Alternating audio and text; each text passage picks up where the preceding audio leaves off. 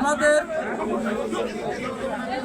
এই ত্রয়োদশ সংসদ নির্বাচনে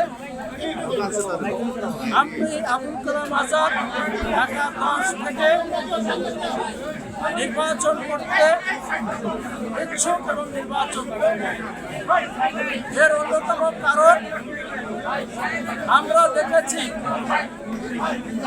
বাংলাদেশে এখনো ব্রিটিশ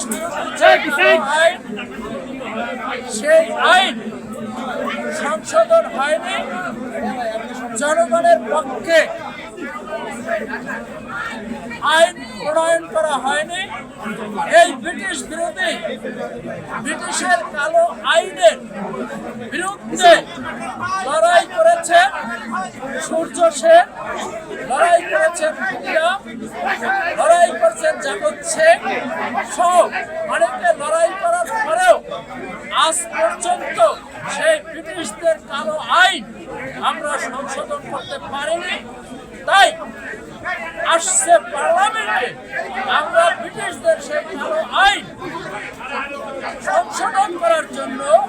এদেশের জনগণের আইন বাস্তবায়নের জন্য এবং জনকল্যাণে আইন করার জন্য আমি এই সংসদ নির্বাচনে লড়াই করব। আশা করি এদেশের কৃষক, শ্রমিক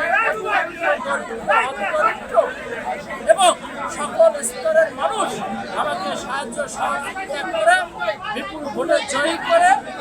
জনগণের আইন প্রণয়ন করার জন্য পার্লামেন্টে পাঠাবেন এই আশা ব্যক্ত করে আমি আজকে